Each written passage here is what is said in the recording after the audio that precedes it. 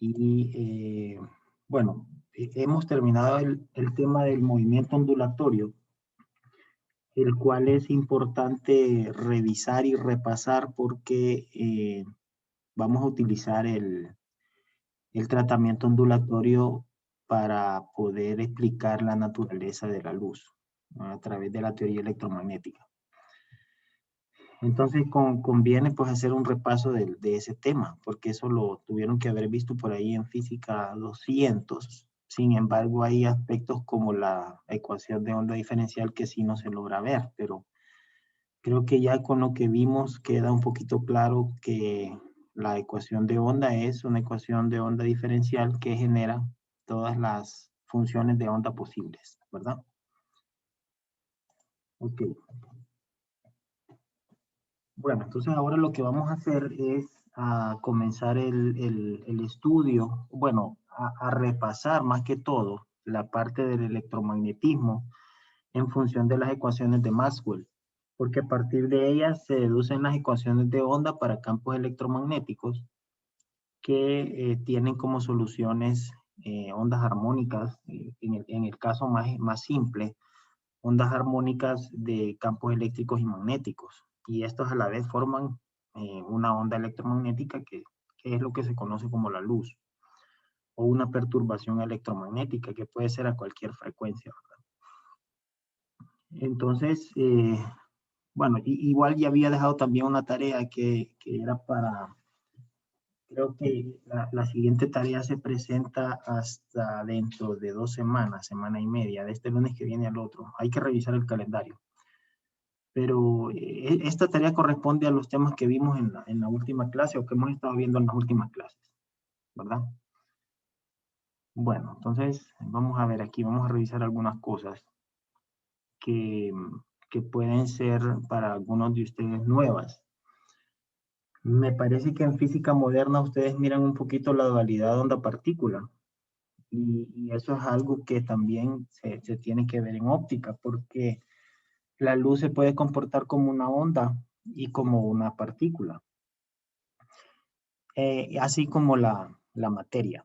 Entonces, pues se sabe que existe una naturaleza ondulatoria. Para el caso de la luz, la naturaleza ondulatoria se manifiesta a través de las ecuaciones de Maxwell, ¿verdad? Y en el caso de las partículas, se manifiesta en partículas muy pequeñas a nivel subatómico, como los electrones, los protones, etcétera. Y eso se estudia a través de la ecuación de Schrödinger, que es la que se ve en mecánica cuántica. Para la naturaleza corpuscular, para la luz le corresponde el tratamiento que expone la electrodinámica cuántica que fue desarrollada por ¿cómo se llama? Pauli, creo fue. Aquí tengo no, Paul Dirac, perdón, Paul Dirac. Él fue el que desarrolló la electrodinámica cuántica y lo que hace es que cuantiza el campo electromagnético y le da una interpretación corpuscular a la luz a través de los famosos paquetes de energía o los cuantos de energía que son los fotones. Para el caso de la materia, las partículas, pues ya aplicaría la naturaleza corpuscular a partículas que son macroscópicas, ¿verdad? Y está descrito por la mecánica clásica. Ok. Entonces, vamos a tal vez a adicionar algunas ideas aquí, solo voy a revisar las notas, a ver. Bueno, aquí se sabe que las ecuaciones de Maxwell tienen que ver con campos electromagnéticos.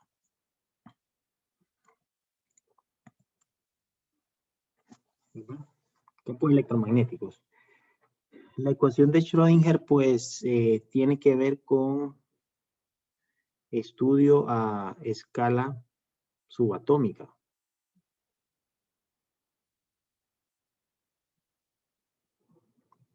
Partículas como los electrones, por ejemplo. A través de la teoría de la mecánica cuántica se pierde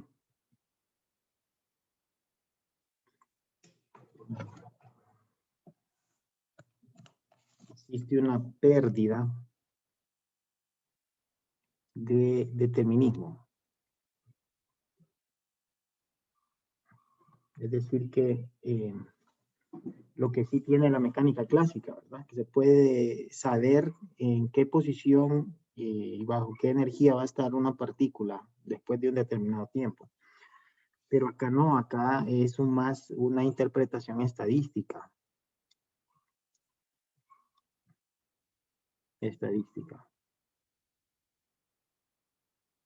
Que es lo que se le da a través de la ecuación de Schrödinger al comportamiento de las partículas en esta escala. Por supuesto es una teoría lineal, ¿verdad? Y aparte de la mecánica clásica, la mecánica cuántica convencional, aparece la mecánica cuántica relativista también, que ese es otro asunto. Eso tiene que ver ya con partículas que se mueven a velocidades muy, muy altas. Partículas pequeñas moviéndose a velocidades muy altas. En el caso de la naturaleza corpuscular, la electrodinámica cuántica, está por ahí la óptica cuántica, que es precisamente el estudio de la óptica desde el punto de vista de los fotones, ¿verdad? A través de una descripción cuántica, utilizando la teoría también de la mecánica cuántica. Y se introduce el concepto de fotón.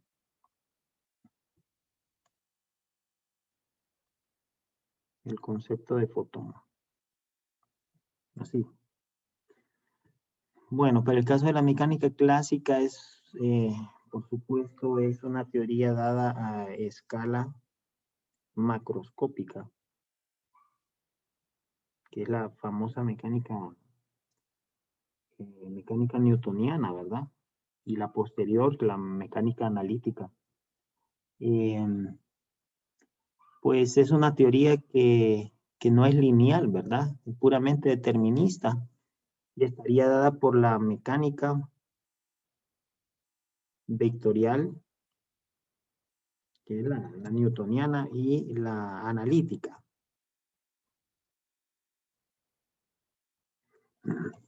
Okay. Alguien que me diga cuál es la mecánica analítica. A ver, muchachos, si alguien está en sintonía con estos temas. Alguien que me diga cuál es la mecánica analítica. La mecánica vectorial es la que miran en física 100. La lagrangiana. Sí, la mecánica analítica es la mecánica de Lagrange, Hamilton y Lagrange, ¿verdad? Que establece el comportamiento de los cuerpos a través de principios generales, ¿verdad? Utilizando la descripción del trabajo y la energía. Básicamente la mecánica de Lagrange y la mecánica de Hamilton, ¿verdad? Esa es la mecánica analítica. Y es la más completa, es mucho más poderosa que la vectorial. Bueno, ¿qué otras ideas tengo por acá? El fotón corresponde a una partícula elemental, ¿verdad? Así se llama, fotón. Se le dio el nombre allá por 1925, creo yo. No me acuerdo la persona que le dio el nombre de fotón, pero fue a raíz de una interpretación que se le dio al efecto Compton, ¿verdad? Donde aparece el nombre. Es una partícula elemental cuya masa es 0 a la velocidad de la luz, ¿verdad? Ok. Y ese es a esto también se le llama, esto es un bosón de Gauss, así se le llama. Y así como el gluón, ¿verdad? Son partículas portadores de interacción, llamadas partículas virtuales, que permiten establecer un tipo de explicación dada por algunas evidencias experimentales, ¿no? Ok, bueno, entonces lo que tengo ahí es la ecuación o la energía relativista como tal, que se ve ahí en física moderna, ¿verdad? Esa ecuación describe la energía que tiene una partícula que tiene masa y tiene momento. Y esto es, pues, independiente. Para el caso de ser relativista, el factor de Lorentz tiene que ser pues cercano a 1, ¿verdad? No puede ser despreciable a la razón entre la velocidad del objeto, de la partícula, de lo que se mueva, entre la velocidad de la luz en el vacío. O sea, tiene que ser una velocidad bien alta para poder describir la energía de esa partícula en función de esta ecuación que aparece ahí. Bueno, entonces para el caso del fotón, que es el caso que nos interesa, la masa es, pues es 0, ¿verdad? Hay varios experimentos que pretenden medir la masa de los fotones a velocidades menores a la de la luz en el vacío. Pero esto ya es otra historia, ¿verdad? Entonces vamos a considerar que ese término se anula, de tal forma que la energía relativista es igual al momento por la velocidad de la luz en el vacío. Ok. Bueno, se sabe entonces que, y lo podemos anotar por acá. Vamos a ver si nos cabe un poquito esto aquí. Ya vamos a ver quién es esa persona que está ahí. Luis de Broglie, ¿verdad? Ok, vamos a anotar lo siguiente. A ver, vamos a tratar de acercar esto aquí. Ok, debido a evidencias del efecto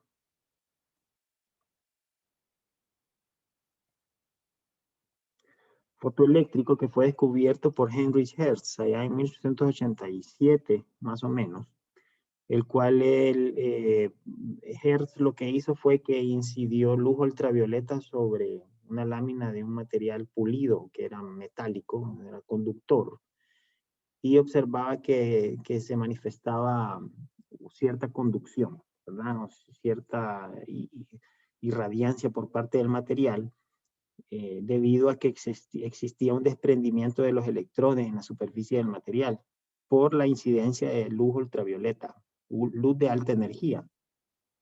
Entonces, debido a estas evidencias de Hertz, Albert Einstein en 1905 publicó su famoso artículo, Heurística de la generación y conversión de la luz.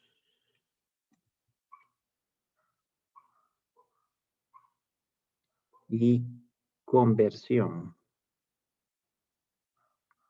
de la luz. Pues con esto se sientan las bases de lo que es la absorción y la emisión de radiación electromagnética. Bueno, este artículo fue producto, es decir, con las bases de Max Planck.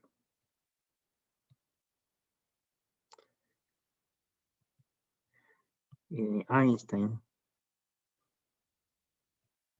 introduce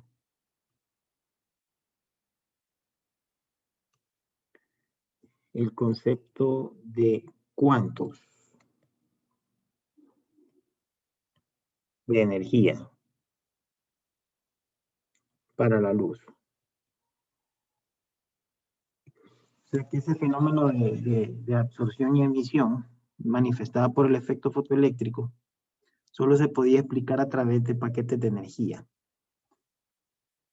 Pues según la explicación de Einstein, los fenómenos de absorción y emisión de la luz pueden solamente darse a través de estos cuantos llamados fotones, donde en su artículo en 1905 él establece que la energía de esos cuantos, el fotón se describe a través de esa letra griega, ¿verdad? Gamma. Esos fotones tienen una energía igual a la constante de Planck por la frecuencia de la luz, ¿verdad? Que describe esos fotones. Esto también se puede escribir como H barra o la constante de Planck reducida por la frecuencia angular. Se cancela el 2pi, ¿verdad? O también la constante de Planck por la velocidad de la luz en el vacío entre la longitud de onda. Entonces, esto que está acá es la energía de un fotón. Y esto fue dado por Albert Einstein, ¿verdad?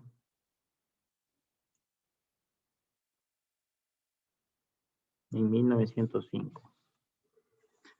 Bueno, existen muchos experimentos que reproducen el efecto fotoeléctrico para poder medir la constante de Planck a través de este modelo, de esta ecuación. Bueno, entonces el físico francés Louis de Broglie, entre 1800 sería aquí, ¿verdad? No me equivoco, creo que está mala la fecha, 1882. Acá. Hay que corregir esto, ¿verdad?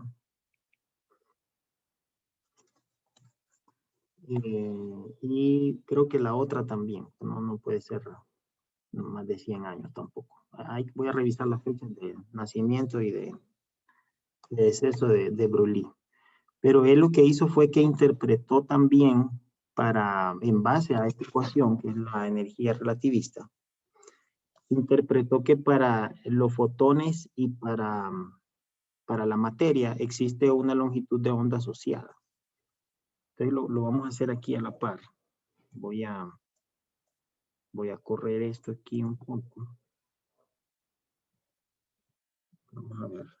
Entonces, si la energía de un fotón es igual a la frecuencia por la constante de Planck, o la constante de Planck por la velocidad de la luz en el vacío entre la longitud de onda, y por otro lado, la energía relativista es igual al momento por la velocidad de la luz en el vacío, esto tiene que ser igual, ¿verdad?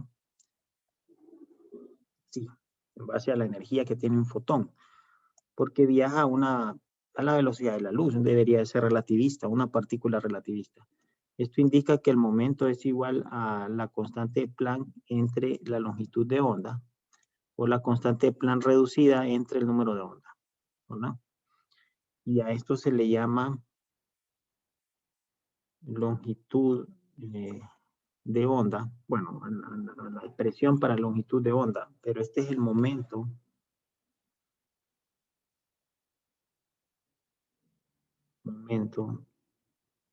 de Broglie. Ok, el cual lo tiene asociado asociado, es el momento asociado a un fotón o a una partícula, porque viene de una formulación relativista y relaciona también una partícula, que es el caso del fotón. O sea que esto se puede asignar a un fotón o a una partícula como un electrón, por ejemplo. Y ya lo vamos a ver a través de un ejemplo.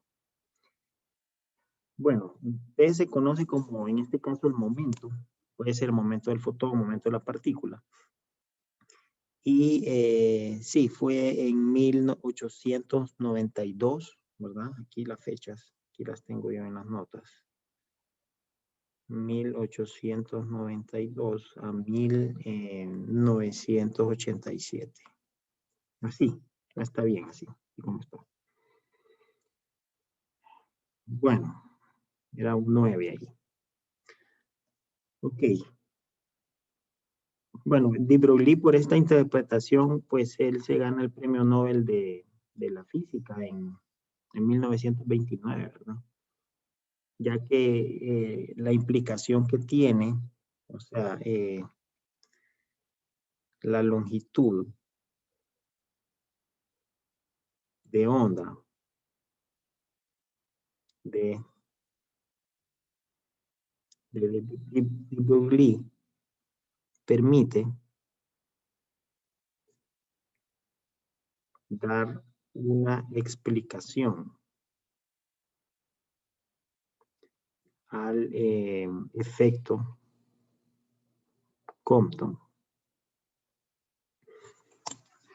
que es la variación del momento de una partícula cuando interactúa con un campo electromagnético, ¿verdad? En este caso, electrones interactuando con rayos X. Entonces el momento cambia una diferencia asociada con ese momento de Broglie que aparece ahí. Bueno, entonces vamos a hacer un ejemplo para poder visualizar un poquito mejor esto. Y es que bajo la hipótesis de de Broglie, se establece que una partícula tiene una longitud de onda asociada. Bueno, esto era bien extraño en ese momento, ¿verdad? Como una partícula va a tener una longitud de onda si no se sabía si se podía computar como onda. Que estaba dada por la constante de Planck, o en función de la constante de Planck, ¿verdad? Y el momento. Entonces, la pregunta aquí de este ejemplo, este es un problema del Hedge, ¿verdad? Vamos a anotarlo. La pregunta es, ¿cuál es la longitud de onda asociada a una bala que tiene una masa de 3.31 gramos, bala, que se mueve a una velocidad de 500 metros por segundo? Y la onda que describe, porque como la bala se puede comportar también como una onda, dada la dualidad onda-partícula, si esta bala se puede escribir a través de una onda y esa onda viaja a la misma velocidad de la bala, por supuesto, debería. Es decir, que esta es la velocidad de la bala y la onda que describe la bala. Así. Ok, la pregunta sería, ¿cuál es la frecuencia asociada? Y compare este resultado con fenómenos ondulatorios conocidos, ¿verdad? Bueno, entonces vamos a ver qué es lo que pasa acá. En primer lugar, vamos a escribir cuál es la expresión para el momento, ¿verdad? El momento es la constante de Planck entre la longitud de onda, o la constante de Planck reducida por el número de onda. Entonces, la longitud de onda sería igual a h entre p, o h entre masa por velocidad, para el caso del momento que tiene esta bala, ¿verdad? Ok, la constante de Planck, que es 6.62 por 10 a la menos 34, por 10 a la menos 34 joules por segundo. La masa de la bala es 3.31 kilogramos por 10 a la menos 3, ¿verdad? En unidades del sistema internacional, para cancelar los joules, por los 500 metros por segundo. Entonces, alguien lo puede hacer por ahí para ver si está bien. 4 por 10 a la menos 34. Vamos a ver si alguien lo confirma.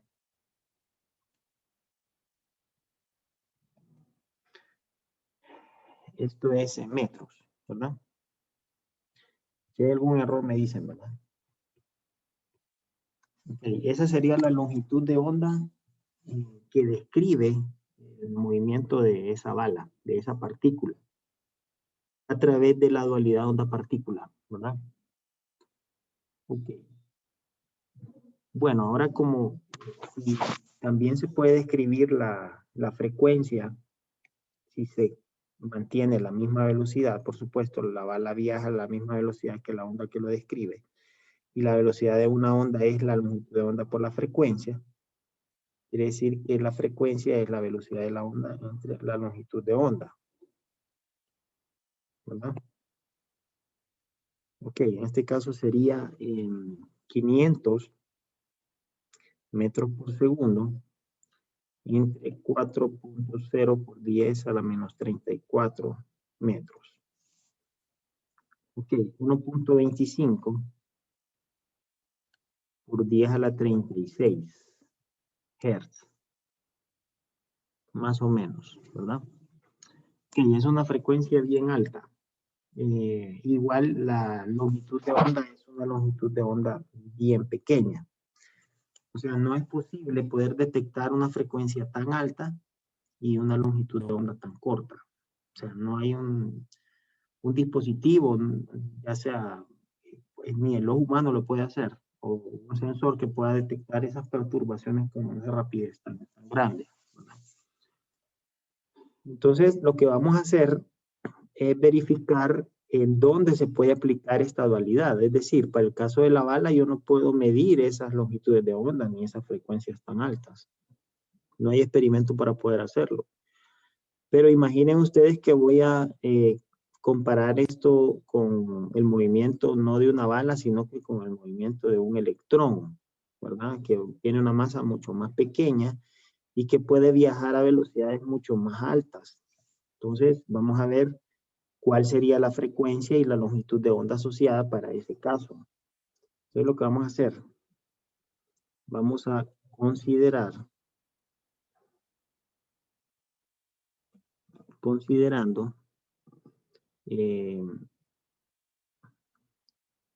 vamos a ver, considerando el movimiento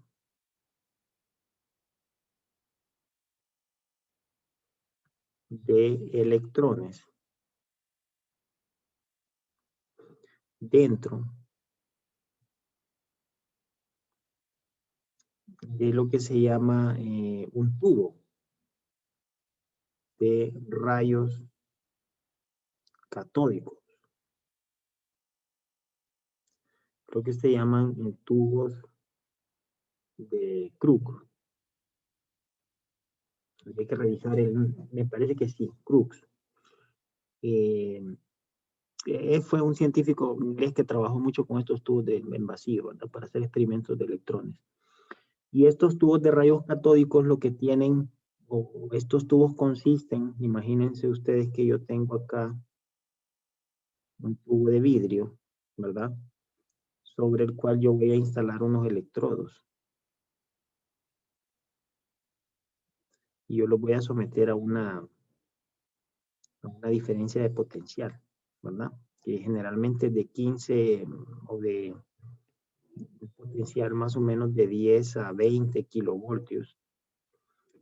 Y lo que voy a hacer aquí es, voy a emitir cierta cantidad de electrones que van a pasar por una rejilla, ¿verdad? Esto está mal dibujado aquí. Esto está así. Por una rejilla. Y aquí voy a tener una pantalla. Entonces aquí en la pantalla es una pantalla fluorescente. Se va a poder ver el patrón de los electrones que viajan, ¿verdad? Que van de aquí del ánodo hacia el cátodo. Entonces van a atravesar una región muy pequeña en donde va a existir algo que se llama difracción. Entonces va a poder ver una mancha aquí en la pantalla de los electrones que han viajado ahí hacia el otro lado. Entonces estos tubos tienen más o menos un voltaje de aceleración de 10 a 20 kilovoltios más o menos, que lo que va a permitir es que va a imprimir energía cinética sobre ellos y van a viajar a una velocidad determinada, ¿verdad? Generando una corriente dentro del tubo. Entonces, en eso consiste más o menos esto, ¿verdad? Entonces vamos a considerar aquí más o menos un rayo catódico aplicando aproximadamente 15 kilovoltios, ¿verdad? Entonces vamos a considerar los electrones. Los electrones tienen una masa, más o menos, según Thomson, de 9.109 por 10 a la menos 31 kilogramos, una masa bien pequeña. Una carga eléctrica de menos 1.602 por 10 a la menos 19 coulomb, ¿verdad?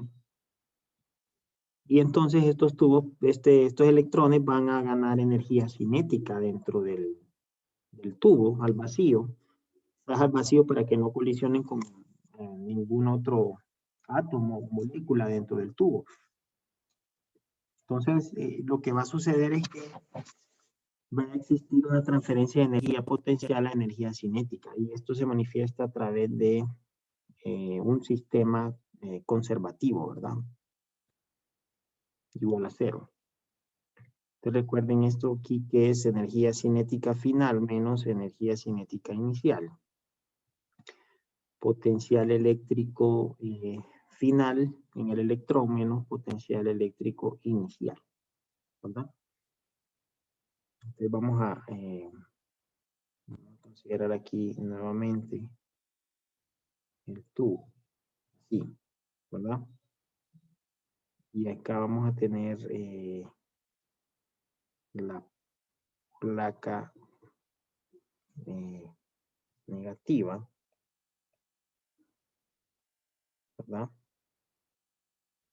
Y acá positiva. Aquí va a haber, van a haber electrones y van a atravesar la pantalla donde van a atravesar, perdón, esa ranura donde aquí va a haber un material fluorescente. Y el potencial estaría acá, delta V, ¿verdad?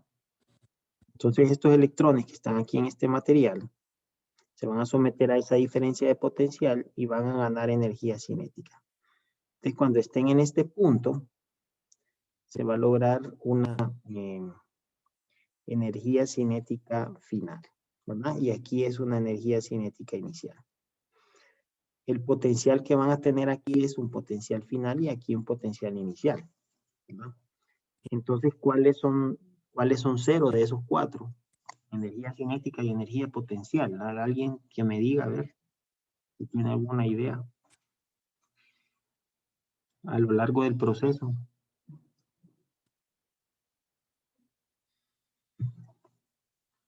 Ajá, muchachos. Inicialmente los electrones no tienen energía cinética, ¿verdad? Cierto. Y sí tienen energía potencial. O sea, esto es distinto de cero, ¿verdad? Esa cantidad. Pero pierden toda la energía potencial y ganan energía cinética. O sea, de alguna forma existe una conversión de energía acá. Lo que quiere decir que en KF final menos inicial menos UI es igual a 0. ¿Verdad? Ok.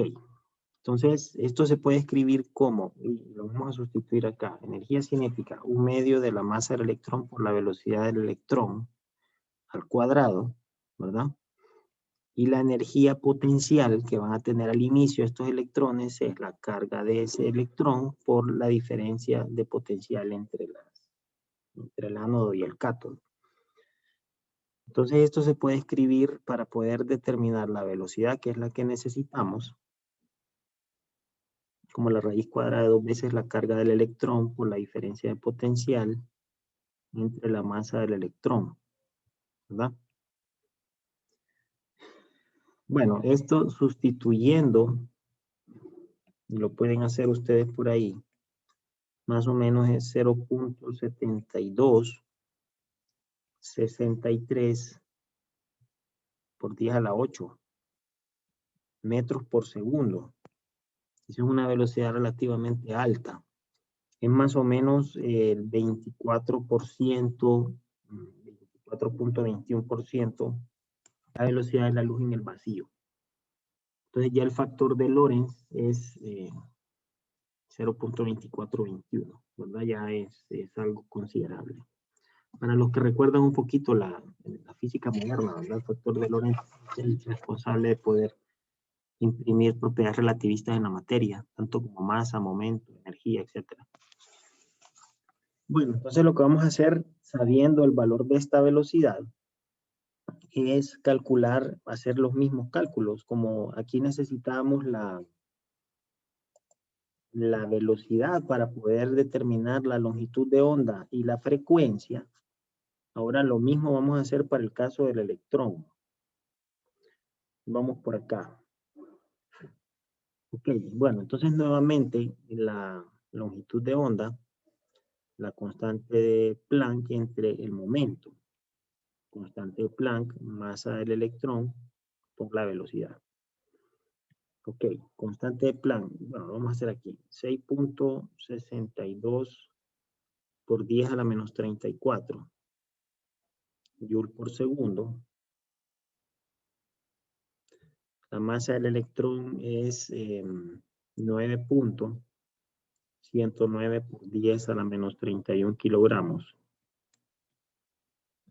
Y la velocidad que determinamos es 0.7263 por 10 a la 8 metros por segundo. Bueno, esto resulta en una longitud de onda de más o menos 9.979 por 10 a la menos 12 metros. Ok. Lo que sería más o menos 10 picómetros, ¿verdad? Aproximadamente. Es una longitud de onda, pues no es tan pequeña como la que manifestaba la bala, que era de menos 34, ¿verdad? Sino que es una longitud de onda que podría, pues, empezarse a detectar de alguna forma. Y eso es algo interesante, ¿verdad? Vamos a ver la frecuencia. Sí, la frecuencia en este caso, de forma similar, velocidad de la onda que describe estos electrones entre la longitud de onda. O sea, 0.7263 por 10 a la 8 metros por segundo. Entre la longitud de onda que es 979. Vamos a ver acá. 979 por 10 a la menos 12 metros. Más o menos esto es una frecuencia de 7.2782 por 10 a la 18 Hz, ¿verdad? En comparación con 1.25 por 10 a la 36, que era muy alta. Esta ya no es tan alta, es relativamente baja a nivel perceptible. 7278.2 petahertz, ¿verdad? La luz es del orden de los terahertz. Pero bueno, esta frecuencia no es tan alta, ¿verdad? Como el caso de la bala, sino que ya podría de alguna forma poder detectarse tanto la longitud de onda como la frecuencia, ¿verdad? Ok. No sé si hay alguna pregunta hasta ahora. Bueno, entonces, ¿qué es lo que sigue acá? Pues una forma de poder evidenciar la naturaleza ondulatoria, porque todo esto tiene que ver con la dualidad onda-partículas. La partícula en este caso es el electrón, ya sabemos que se comporta como una partícula a través del modelo de la mecánica clásica. Se puede describir el movimiento de un electrón hasta cierto punto de vista. Sin embargo, no es posible establecer algunas cantidades si no es con el uso de la mecánica cuántica, pero se sabe que como una partícula como tal tiene masa y tiene momento. Pero no se sabía si tenía longitud de onda y frecuencia, no se imaginaba en ese entonces, a inicios del siglo pasado, sino que fue hasta la postulación o la teoría de de Broglie, que establece que también existe un momento relativista asociado con una longitud de onda y una frecuencia para un movimiento ondulatorio para esta partícula. Entonces, todo esto manifiesta un comportamiento ondulatorio.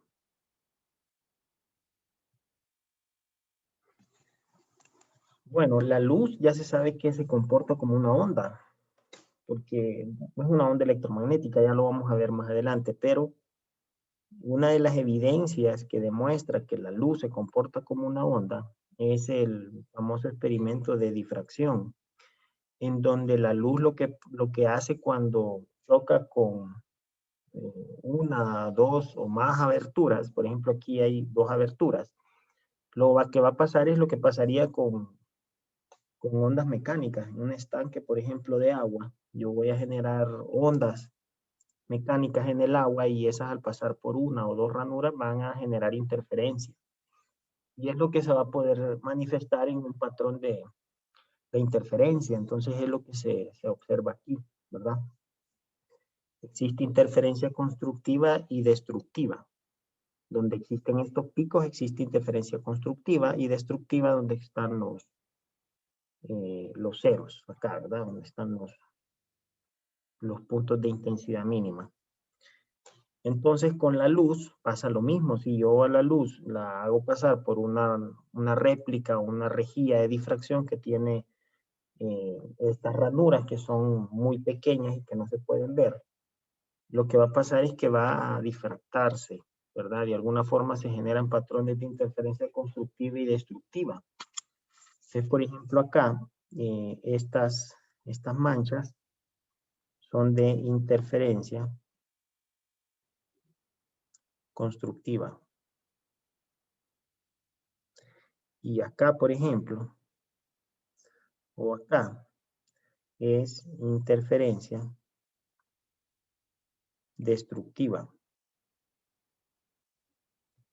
que estaría dado precisamente por esto, ¿verdad? Donde se suman o se cancelan estas ondas, ¿verdad? Que se generan en estas dos ranuras, por ejemplo. Bueno, resulta que existe una ecuación que puede describir la posición de esos patrones de interferencia, y es la famosa ecuación de interferencia que dice que de seno de teta igual a n lambda, donde quién es quién en este caso. Imaginen ustedes que yo tengo aquí lo siguiente. Vamos a ver. Aquí tengo la pantalla, aquí tengo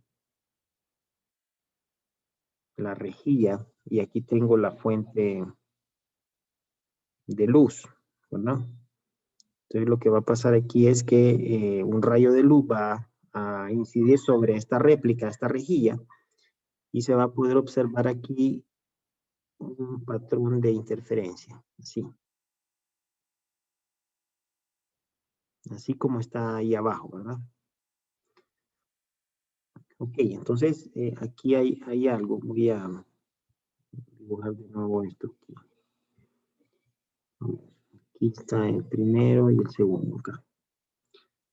Entonces aquí existen patrones de interferencia dependiendo de la posición. Por ejemplo, este es el orden 0, ¿verdad? Es el patrón central. En los lados adyacentes hacia arriba está n igual a más 1 y abajo está n igual a menos 1. Esto lo vieron creo que en física moderna. Los siguientes patrones de interferencia constructiva son para por debajo n igual a menos 2 y arriba n igual a más 2, ¿verdad? Entonces, existen aquí algunos rayos, ¿verdad? Para poder formar esos patrones de interferencia constructiva. Entonces, imagínense el primer orden que está dado por este ángulo θ. En este caso, D es la separación. Si yo hago aquí un zoom de esto, bueno, por ejemplo, lo voy a hacer en negro aquí. Lo que voy a ver es más o menos algo así.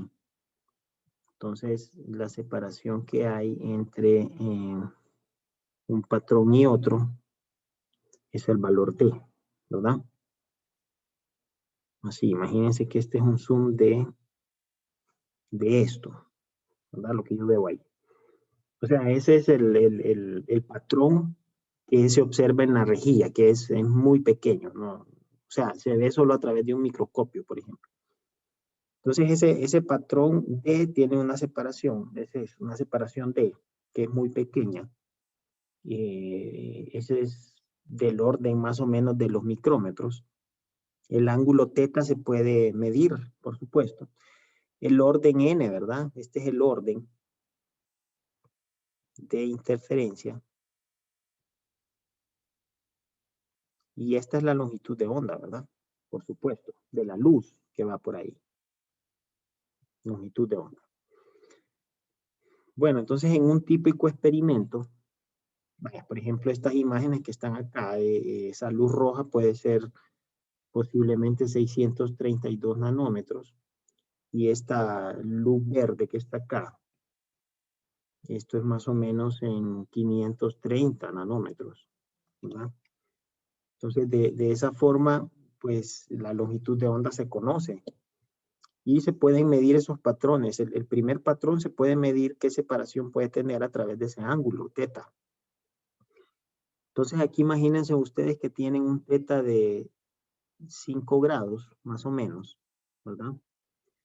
Una rejilla, unas aberturas, o un patrón de la rejilla que tiene más o menos una separación de 1 micrómetro, ¿verdad? Y el primer patrón de interferencia constructiva, que puede ser +1, ¿verdad? Puede ser negativo, pero positivo es válido. Entonces, si yo calculo la longitud de onda acá, ¿verdad?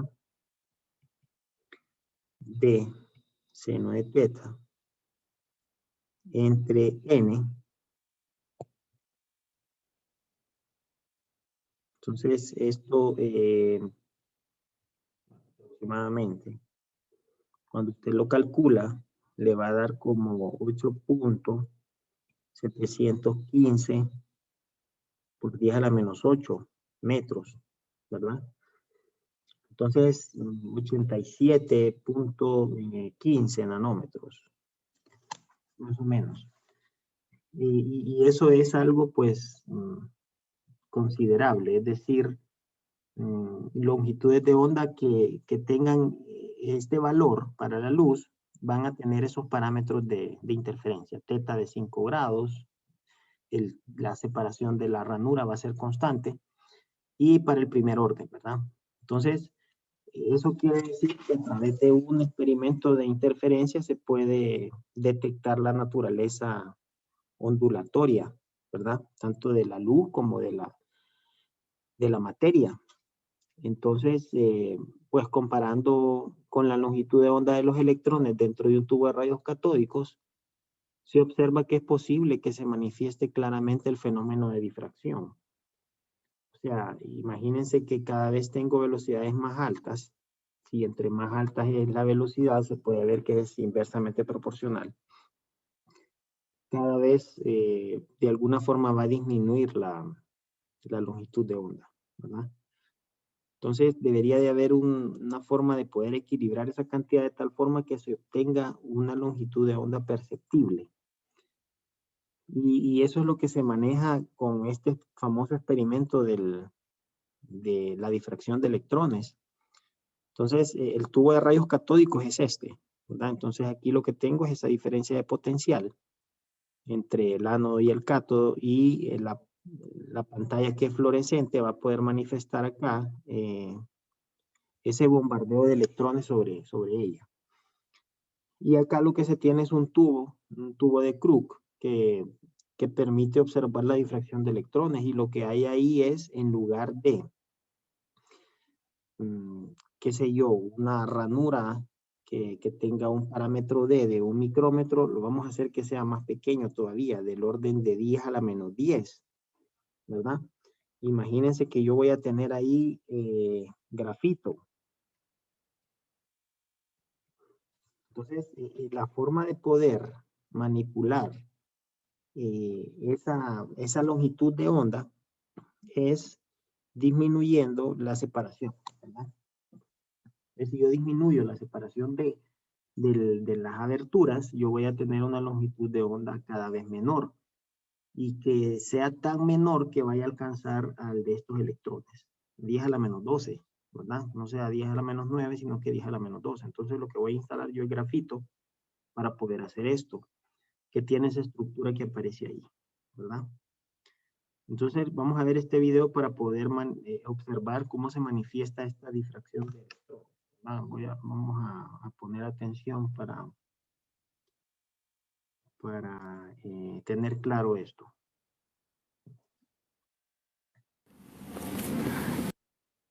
Esto lo voy a poner aquí, a ver, creo que no me deja. This is an electron diffraction tube. It's a standard piece of equipment that we can use to show the wave behavior of electrons. Now, it's not used as widely as it might be, but let me show you how safe and straightforward it can be to use.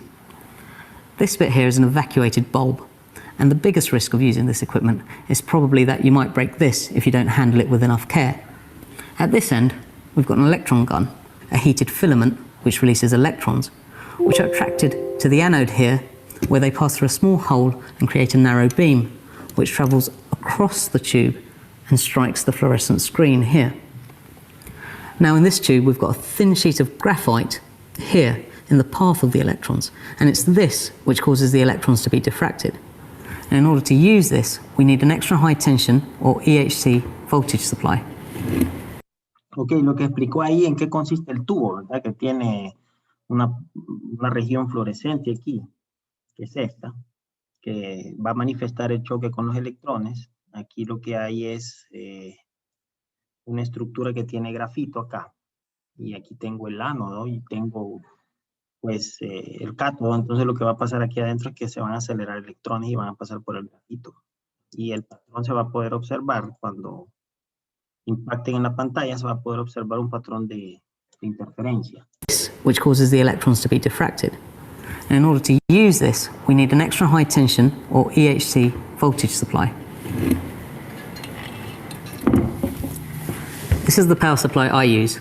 It's got a high voltage supply here for the anode and a separate low voltage supply here for the cathode. We're essentially connecting two circuits.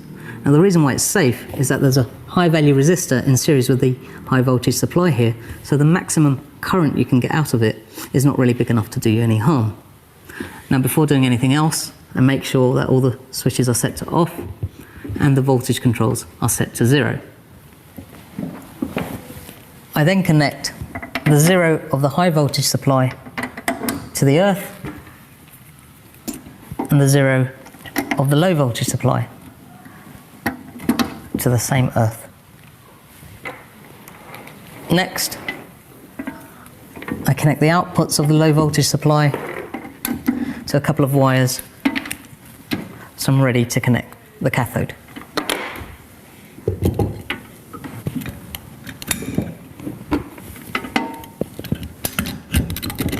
And next I'll plug in the anode, for which I use these shrouded connectors, and that's so that there aren't any exposed bits of metal at high voltage.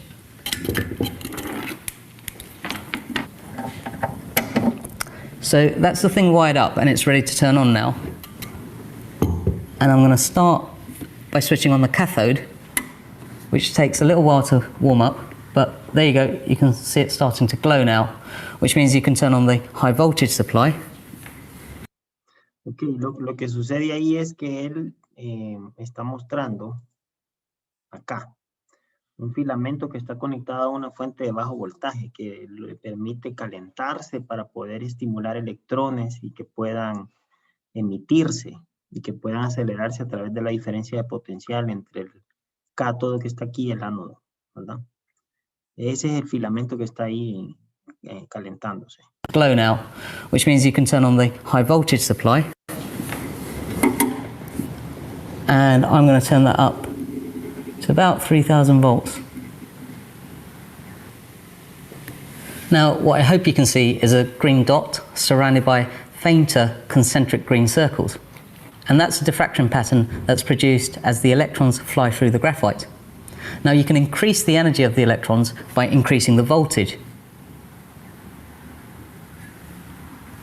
You can see that's changed the diffraction pattern. The rings are closer together. And that's because at increased energies, the electrons have a shorter wavelength and they're diffracted less by the graphite.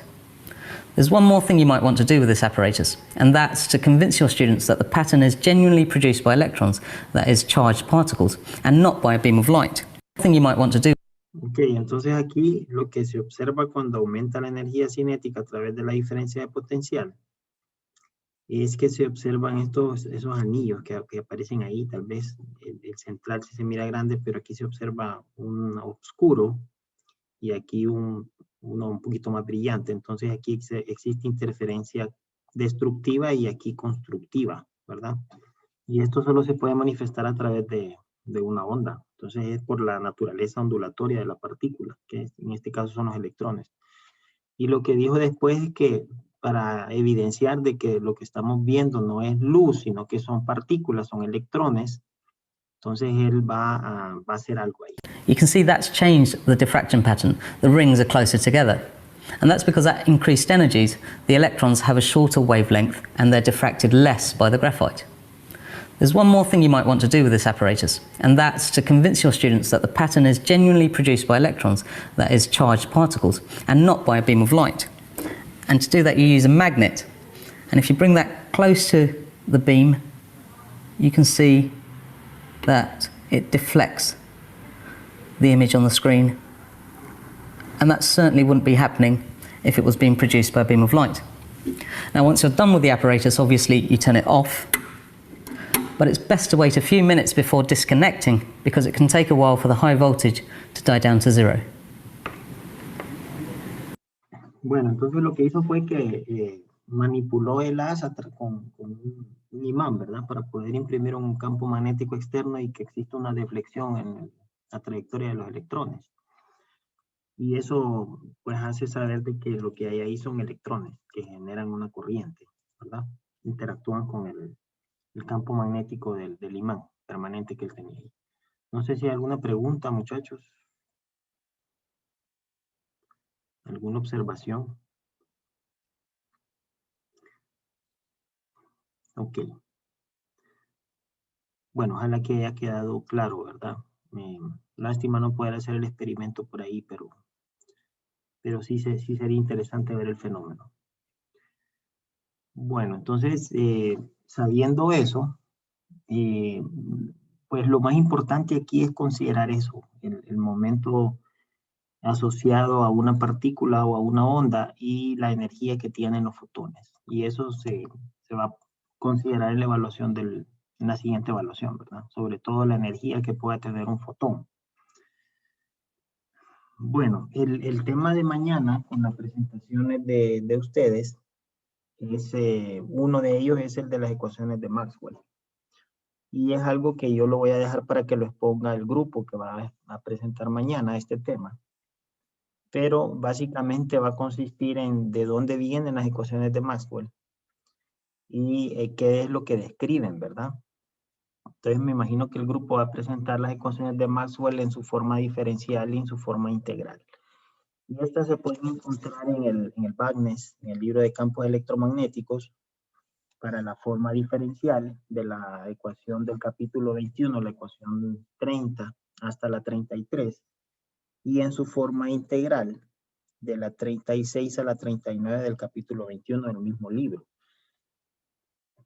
Entonces, bueno, fueron como 3 ecuaciones las que puso Maxwell en la segunda mitad o a mediados del siglo XIX, pero al final Heaviside la sintetizó a un conjunto de 4 ecuaciones en su forma integral y diferencial, tal y como aparecen ahí, ¿verdad?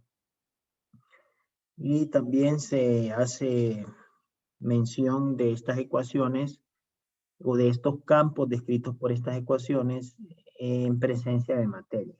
Y eso lo van a ver por ahí también con el grupo de mañana. Mañana lo vamos a ver. Les voy a dejar que ellos hablen sobre las ecuaciones de Maxwell y vamos a pasar a la siguiente parte, que es pues considerar las ecuaciones de Maxwell en medios que no son magnéticos, que no están polarizados y que están libres de en presencia de corrientes libres y cargas libres. Es decir, que simplemente tengo un campo eléctrico que está en medio dieléctrico como tal, ¿verdad? Sobre el cual no existen fuentes, ¿verdad? Entonces, por eso es que este flujo es igual a cero, ¿verdad? Simplemente el campo está presente en el medio y el campo magnético, por ejemplo, cumple con esta ecuación del flujo en ausencia de monopolos magnéticos, ¿verdad? Para el caso de la ecuación de la ley de Faraday, que es esta, ¿verdad? Ley de Faraday. Establece la relación entre el campo eléctrico y el campo magnético siempre y cuando existe una variación en función del tiempo. Y la ley de Ampère, ¿verdad? Que está dada por esta expresión. Entonces, si se fijan en la ley de Ampère, aparece ahí una proporcionalidad con el campo eléctrico que estaría dada por esta propiedad que se llama conductividad. Vamos a ver aquí, conductividad. Eso quiere decir que hasta ahora se asume que el medio por el cual está presente este campo tiene cierta conductividad. Pero bueno, eso es algo que vamos a considerar, ¿verdad? Más adelante vamos a tomar en cuenta que la conductividad es despreciable, pero vamos a hacer después. Solo una idea aquí para hacer saber que dentro de la ecuación de Maxwell, en la parte, en la forma diferencial, aparece la magnetización y la polarización, ¿verdad? Entonces, vamos a tratar, esto depende directamente de la susceptibilidad eléctrica y magnética. Si ustedes se acuerdan o recuerdan por ahí, la relación que hay entre el campo de inducción magnética, entre el campo magnético y la magnetización es la susceptibilidad. Y el campo eléctrico y la polarización también es la susceptibilidad eléctrica. Entonces, resulta que cuando existen frecuencias bien altas, imaginen ustedes que estos campos son campos que dependen del tiempo y que oscilan, son campos que oscilan, que cambian, que son periódicos y que tienen frecuencias que son bien altas, ¿verdad? O sea, frecuencias de oscilación. Entonces aquí se puede ver un gráfico de un artículo del 2016 en el cual establece que al menos para la susceptibilidad magnética generalmente presenta valores muy pequeños, ¿verdad? Generalmente presenta valores muy pequeños, ¿verdad? Entonces, prácticamente la permeabilidad magnética es 1, ¿verdad? Porque recuerden que la susceptibilidad magnética es mu sub R más 1, ¿verdad? Perdón, al revés. Así. Sería mu sub R es más 1. Entonces, cuando esa susceptibilidad magnética es muy pequeña, es la permeabilidad magnética relativa es aproximadamente igual a 1, ¿verdad? Y la absoluta, pues, es igual más o menos a la del vacío. Y eso es algo que se considera más adelante, pero para el caso de la eléctrica no es necesariamente despreciable. Entonces, existen casos en los que tiene valores relativamente altos. Creo que aquí tengo para el caso de la susceptibilidad magnética algunos valores, solo para poder ver aquí, que son valores muy pequeños. Aquí se puede ver que en unidades SI son del orden de 10 a la menos 10, a la menos 8, a la menos 7. Y estamos hablando en el caso de algunos dieléctricos, ¿verdad? Por ejemplo, algunos gases nobles, ¿verdad? El caso del, vamos a ver si aparece aquí el aire. El aire 2 por 10, 2.9 por 10 a la menos 8, ¿verdad? Es una propiedad sin unidades, por supuesto. Y por lo visto, tiene un valor positivo, es paramagnético. Los que tienen susceptibilidades magnéticas negativas son diamagnéticos, ¿verdad? Ok, y acá aparece para el caso de algunos materiales medios conductores, que es algo que vamos a ver más adelante, como el níquel y el hierro, aparecen valores muy altos. Entonces la susceptibilidad es relativamente grande, es decir, que la permeabilidad magnética es considerable. O sea, la capacidad para poder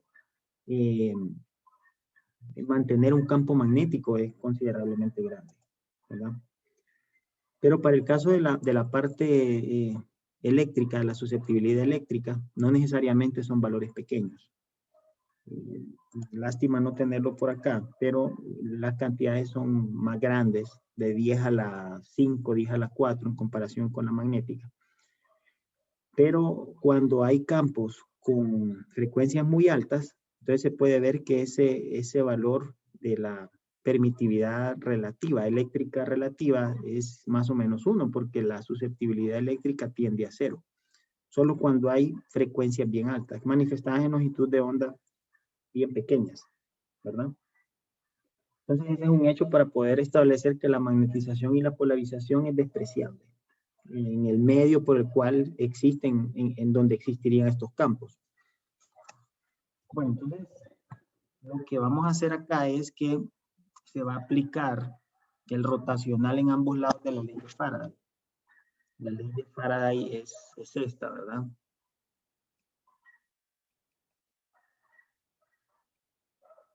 Y esta es la ley de Ampère.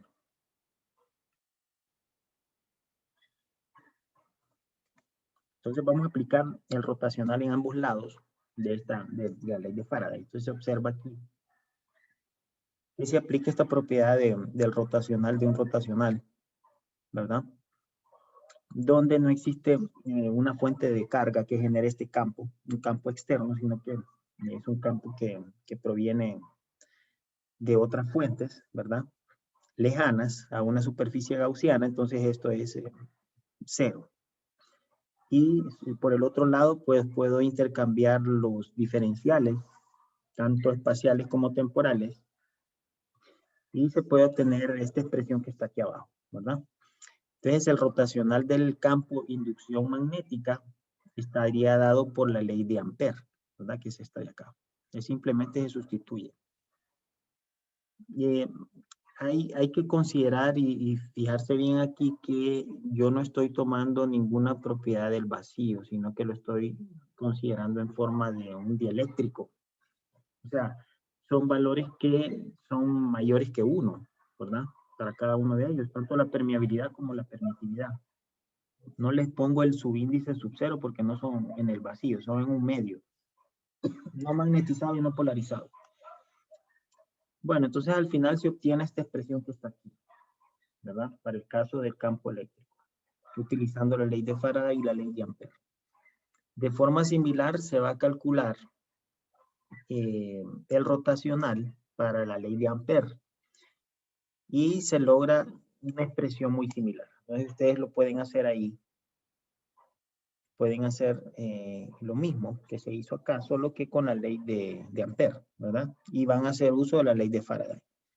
Y se va a obtener esta expresión que está aquí para el campo magnético. Aquí hay un error, aquí es B, ¿verdad? Ok.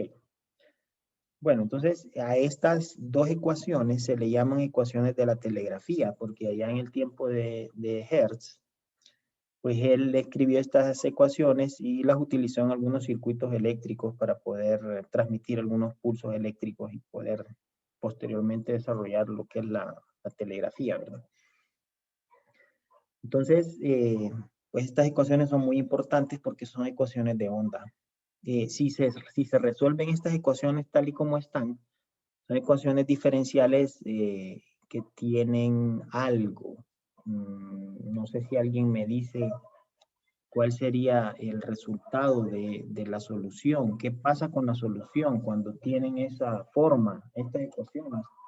Son ecuaciones de segundo orden, ¿verdad? Que tienen un primer orden que es diferente de cero, es decir, existe este factor acá, ¿verdad? Ecuaciones diferenciales, ustedes miran qué pasa con la solución, que se manifiesta en una amortiguación, ¿verdad? Y eso es lo que vamos a ver más adelante.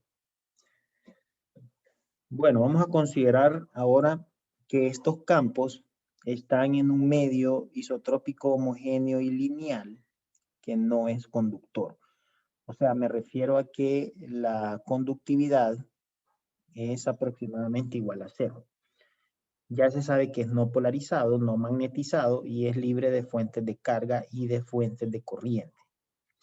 Para el caso de campos eléctricos de baja intensidad, esto también es válido porque recuerden que las propiedades de conductividad se manifiestan cuando hay campos eléctricos muy intensos. Y esto puede ocurrir en rompimiento del dieléctrico, ¿verdad? En el caso, por ejemplo, de una tormenta eléctrica, se rompe el dieléctrico porque los campos eléctricos presentes son bastante grandes. Y también se manifiesta cuando yo tengo focalización de radiación electromagnética donde existe superposición de campos y se amplifica el campo resultante, logrando magnitudes de campo eléctrico muy altas que permiten rompimiento dieléctrico. Y eso ocurre en técnicas como ablación láser, por ejemplo. Bueno, entonces, si la conductividad es casi cero, entonces se puede anular ese término, ese primer término ahí, ¿verdad? Y esto resulta en estas ecuaciones que están acá, ¿verdad? En estas dos, para el campo de inducción magnética y el campo eléctrico. Entonces, si yo involucro algunos medios, por ejemplo, el caso de las ferritas, que esto es la ferrita es la familia de hierros alfa, es un alótropo del hierro. Es un hierro alfa, ¿verdad? Así se llama, que es una estructura BCC. Son utilizadas para poder, pues, almacenar campos magnéticos, ¿verdad? De alguna forma, porque tienen ciertas propiedades específicas.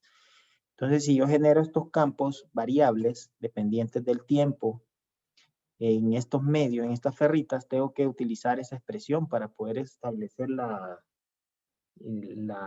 permeabilidad magnética, ¿verdad? En este medio. Y en el caso de los dieléctricos, el campo de desplazamiento eléctrico, ¿verdad? El campo D que aparece ahí. Ok. Bueno, aquí hay un texto sobre lo que son las ferritas, ¿verdad? Que son estas, el hierro alfa, ¿verdad? Una estructura BCC característica también llamado ferrita, ¿verdad? Y la estructura BCC, para lo que lleven más adelante física de estado sólido, es centrada en el centro del cuerpo, ¿verdad? Estamos hablando aquí, es body center, creo que se llama, no me acuerdo la otra, sí, pero en cada esquina de este cubo aparece un átomo y en medio está el otro, ¿verdad? Creo que es cubic. Ah, cubic, sí, perdón, porque es un cubo. Sí, gracias. Entonces, body center cubic, algo así. Cubic center, no sé. Bueno, vamos a ver. Entonces, estos campos H y D permiten describir la forma de los campos E y B en presencia de materia. Y esto ustedes lo saben, por ahí lo vieron en 4.15. Bueno, aquí en 3.21 y aquí en 4.15, ¿verdad? Esto establece la propiedad que tiene el material para poder electrizarse o poder magnetizarse, ¿verdad? Entonces ahora los campos que describen eso es campo de desplazamiento y campo magnético. Ahora, la homogeneidad del material establece que cuando la permitividad eléctrica y la permeabilidad magnética no dependen de la posición dentro del material, entonces son homogéneos estos materiales. Cuando sí dependen, en el caso de los materiales anisotrópicos, cuando existe anisotropía, entonces epsilon y mu son tensores, porque dependen de las propiedades geométricas del material. Entonces ya son diferentes en diferentes direcciones, ya tienen propiedades distintas. Y eso solo se puede escribir a través de un tensor. Entonces ahí aparecen dos artículos que establecen algunos tensores para permitividad y para permeabilidad, ¿verdad? Bueno, ¿qué más podemos decir? Es posible apreciar que estas ecuaciones diferenciales, si yo considero las que había encontrado, que son estas, yo me doy cuenta que son ecuaciones de onda en 3 dimensiones, ¿verdad? Dadas por ese laplaciano ahí igual a una constante proporcionalidad por la parcial segunda del campo en función del tiempo. Y eso se parece mucho a una ecuación de onda. Imaginen ustedes que solo tengo dependencia en una dimensión. Entonces esa sería la segunda parcial con respecto a X, por ejemplo, del campo. Y eso se convierte en una ecuación de onda. Lo que pasa es que esta es una ecuación de onda en 3 dimensiones. Ok, bajo esta premisa, entonces se sabe que para que se cumpla esa ecuación, E y B deben variar, no necesariamente armónicamente, pero tienen que variar en el tiempo, ¿verdad? O sea, tienen que ser estos campos unas funciones del tiempo, ¿verdad? Para que exista una distribución espacial. Y la velocidad con la que se propagan se observa que es el inverso de la raíz cuadrada de el producto de la permitividad por la permeabilidad magnética del medio. Y esto corresponde a la velocidad de propagación de estas ondas. Entonces, este fue un resultado que encontró Maxwell, ¿verdad? En su formulación. Bueno, en base a esto es posible considerar que estas soluciones satisfacen estas ecuaciones, ¿verdad? Estas funciones que son funciones armónicas. Vamos a restringir el caso a no pulsos ni otro tipo de funciones, sino que la forma más simple, las funciones armónicas. Porque la mayoría de los fenómenos naturales se manifiestan a través de comportamientos armónicos, sinusoidales, por ejemplo. Entonces solo se toma pues la parte real o la parte imaginaria de esa cantidad. O tal y como están ahí se pueden sustituir, ¿verdad? Y se puede demostrar que cumplen con estas ecuaciones de onda que están aquí arriba, ¿verdad? Ese es un resultado muy importante y es algo muy notable para poder evidenciar que efectivamente estas son perturbaciones electromagnéticas, son ondas electromagnéticas. Ok, vamos a ver acá qué más puedo contar. Vamos a ver. Entonces, en función de esto, ya para terminar aquí, vamos a ver dónde la velocidad de propagación de estas perturbaciones es esta, ¿verdad? Que es igual a valores relativos por valores en vacío. Eso lo ven por ahí ustedes. Y pues esto que está acá si es en el vacío, eso quiere decir que es la velocidad de la luz en el vacío. Es decir, sería C, ¿verdad? Entre la raíz cuadrada de esto, ¿verdad? Producto de la permeabilidad por la permitividad relativa. Y recuerden que la velocidad de una onda, que en este caso es una onda electromagnética, se relaciona a través de la velocidad de la luz en el vacío y una propiedad que se llama índice de refracción, ¿verdad? Índice de refracción. Vamos a ver aquí. De refracción del medio.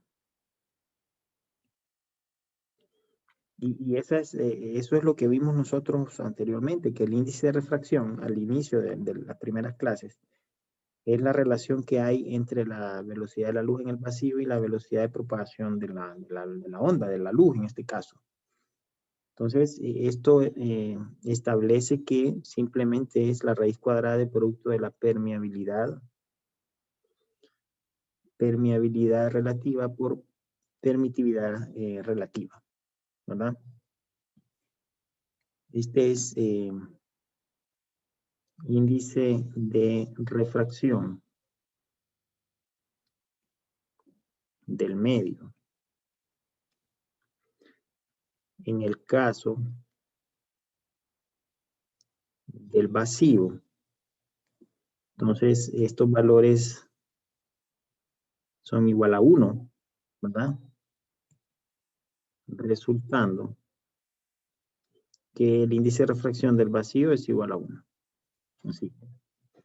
Entonces, finalmente se define la velocidad de estas ondas electromagnéticas en el vacío, ¿verdad? En este caso, la velocidad de la luz, que sería C en el vacío, coincide con este valor. Esto es más o menos 2.998633 por 10 a la 8 metros por segundo. Entonces, este valor determinado teóricamente, ¿verdad? Por Maxwell, resultaba muy cercano a los obtenidos por L. Romer, ¿verdad?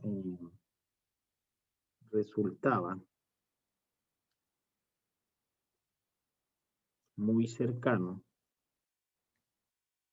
a los valores para velocidad de la luz.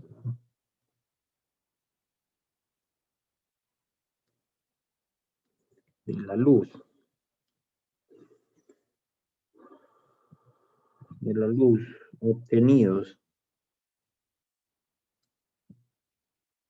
por Romer cuando midió la velocidad de la luz con la luna esta Io, ¿verdad? De Júpiter. Y Ficiado. Cuando midió la velocidad de la luz a través de un espejo rotante, ¿verdad? Aquí en la Tierra. Entonces, en base a estas evidencias, pues Maxwell dijo esto que está aquí. Esta velocidad en su predicción teórica es cercana a la de la luz, ¿verdad? Esto parece que es una evidencia bien fuerte para concluir que la luz por sí misma, incluyendo la energía transferida por calor, que sea radiante y otras radiaciones, es una perturbación electromagnética en la forma de ondas que se propagan a través de campos electromagnéticos, de acuerdo con las leyes del electromagnetismo, ¿verdad? Entonces, esto es claro que las ondas que describen estas ecuaciones son ondas electromagnéticas y que a la vez son la luz, o sea, son las que describen la luz, ¿verdad? Bueno, no sé si hay alguna pregunta. A ver, muchachos. Ok. Bueno, entonces vamos a hacer algo. Yo voy a asignar, ya está asignada esta primera tarea aquí arriba, ¿verdad? Vamos a ver aquí algo. Bueno, están un poco claros.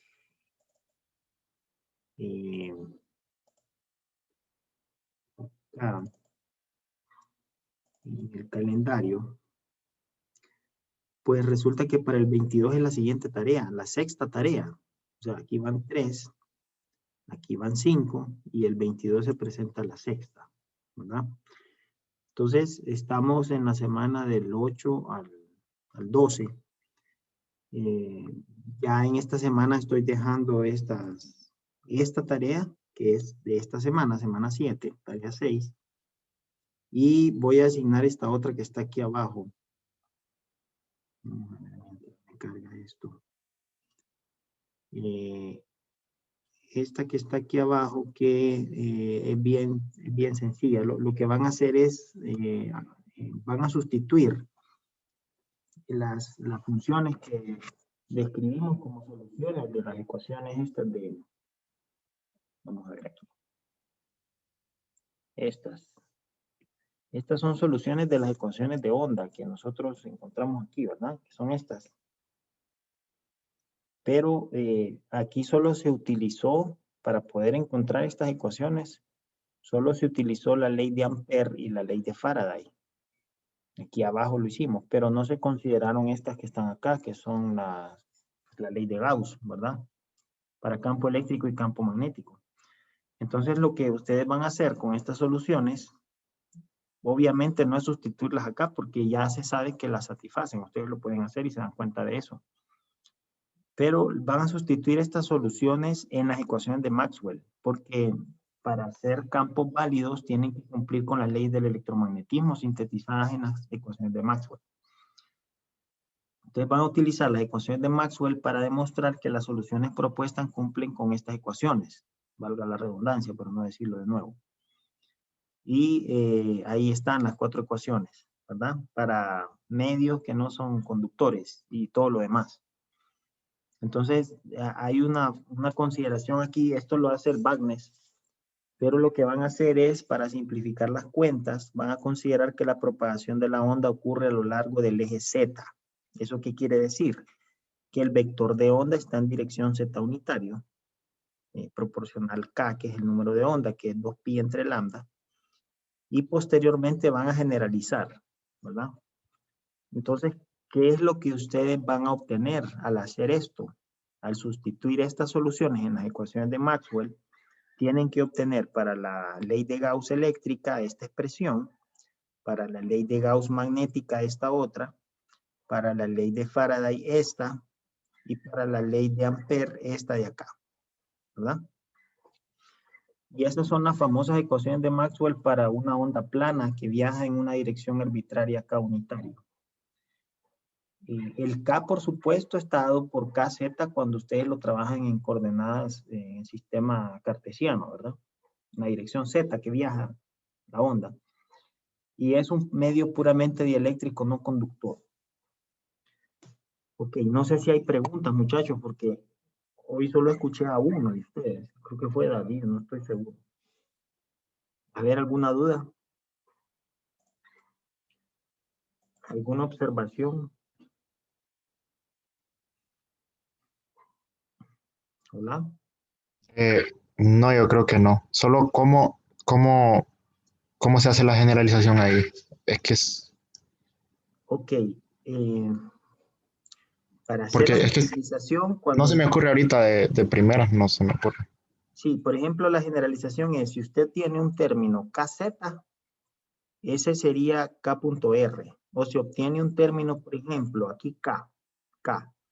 Aquí, cuando usted trabaja en función de Z, aquí lo que va a tener usted es KZ unitario, ¿verdad? Aquí. Entonces lo convierte acá de nuevo, porque, o sea, va a pasar a esta notación, va a escribir usted que la onda electromagnética viaja en la dirección Z unitario. Entonces va a sustituir acá todo esto.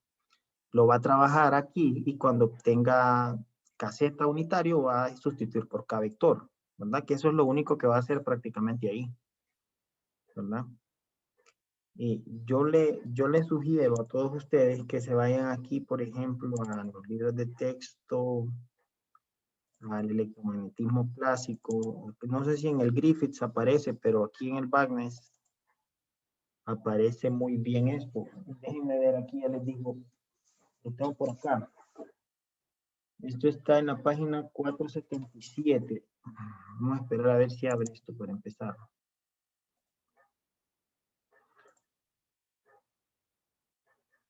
No está abriendo. Vamos a abrirlo con Chrome. 477. Vamos a ver acá. 4. Aquí. Uy, aquí esto está tardando mucho. No sé si será por algún error, pero en la página 477 sí aparece explicado en función de eso, ¿verdad? Vamos a ver aquí, ya regresó.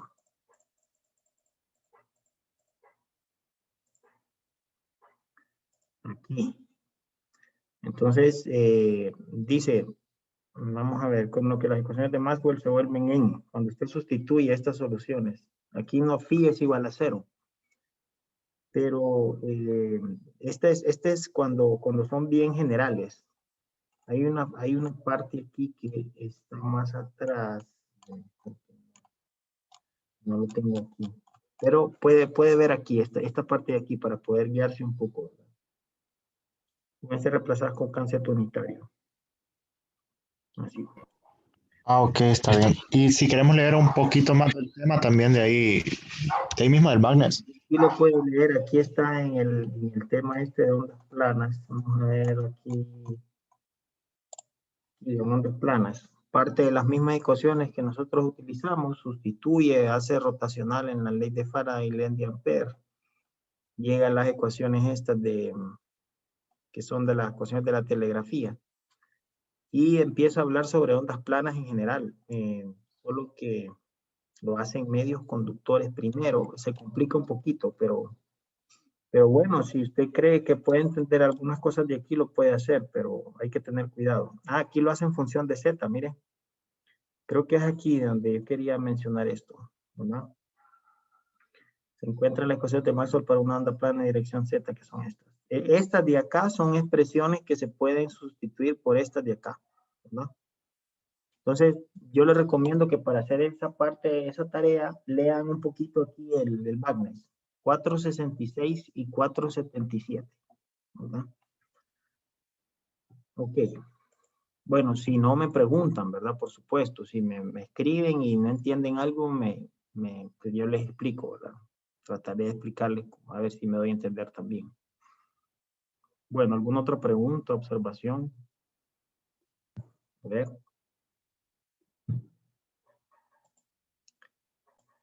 De mi parte, creo que no. Ok, listo.